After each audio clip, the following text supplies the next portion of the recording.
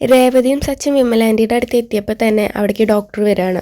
ആ സമയത്ത് കുഞ്ഞിന് ഓർമ്മ വരികയാണ് കേട്ടോ. എന്നിട്ട് അച്ഛമ്മേ അച്ഛമ്മേ എന്നിങ്ങനെ വിളിക്കുകയാണ്. അപ്പോൾ എന്താ മോനെ ഞാനിവിടെ ഉണ്ട് എന്ന് പറയും. എനിക്ക് കണ്ണ് തുറക്കാൻ പറ്റുന്നില്ല, അതെന്തുകൊണ്ടാണ്, എനിക്കിനി കാണാനൊന്നും പറ്റില്ല എന്നൊക്കെ ചോദിക്കുമ്പോൾ അയ്യോ മോൻ്റെ മുറിവിൽ ബാൻഡേജ് ഇട്ടിരിക്കുക, അത് 2 ദിവസം കഴിഞ്ഞാൽ മാറ്റും കേട്ടോ, അപ്പം എൻ്റെ കുട്ടിക്ക് കാണാൻ പറ്റും എന്നൊക്കെ പറയാണ്. ആ സമയത്ത് ഡോക്ടർ അവിടേക്ക് വരികയാണ്. എന്നിട്ട് ഡോക്ടർ ചോദിക്കും ഇപ്പം എങ്ങനെയുണ്ട് മോനെ, വേദന ഉണ്ടോ ചോദിക്കുമ്പോൾ വേദന ഒന്നുമില്ല എന്നൊക്കെ പറയും കേട്ടോ. അങ്ങനെ പറയും എന്നാൽ നമുക്ക് ഇന്ന് തന്നെ ഡിസ്ചാർജ് ആവാം എന്നിങ്ങനെ പറയും. അപ്പോൾ സച്ചി വേഗം തന്നെ ഡിസ്ചാർജിൻ്റെ ബില്ല് അടയ്ക്കാൻ വേണ്ടി പോവാണ്.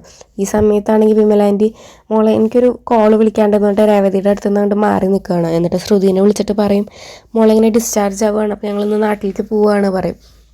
അപ്പോൾ ശ്രുതി പറയും വേണ്ട അമ്മേ ഇന്ന് നാട്ടിലേക്ക് പോകണ്ട, ഇനി 2 ദിവസം കഴിഞ്ഞ് എന്തായാലും ഡോക്ടറെ കാണാൻ വരേണ്ടതല്ലേ, ഇപ്പം നിങ്ങൾ ഹോസ്പിറ്റലിൽ തന്നെ തങ്ങിക്കോ, അവിടുത്തെ പൈസയൊക്കെ ഞാൻ പേ ചെയ്തോളാം, പിന്നെ എനിക്കിന്ന് രാത്രി നിങ്ങളുടെ കൂടെ വന്ന് നിൽക്കും ചെയ്യാലോ എന്നൊക്കെ തന്നെ പറയും കേട്ടോ. അപ്പത്തിനും സച്ചി അവിടെ പോയിട്ട് ഡിസ്ചാർജിൻ്റെ ബില്ലൊക്കെ അടച്ചിട്ട് വരികയാണ്.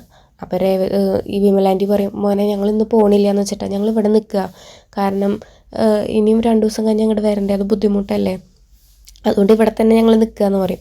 അപ്പോൾ സച്ചി പറയും അയ്യേ ഇവിടെ തന്നെ നിൽക്കണ്ട എന്തായാലും, കാരണം കുഞ്ഞിനെ അത് കേൾക്കുമ്പോൾ അരോചകമാവുള്ളൂ ഇവിടുത്തെ സൗണ്ടുകളൊക്കെ കേൾക്കുമ്പോൾ, നിങ്ങൾ എൻ്റെ വീട്ടിലേക്ക് വന്നതുകൊണ്ട് നിർബന്ധിച്ച് സച്ചിൻ രേവതി അവിടേക്ക് കൊണ്ടുപോവാണ് കേട്ടോ.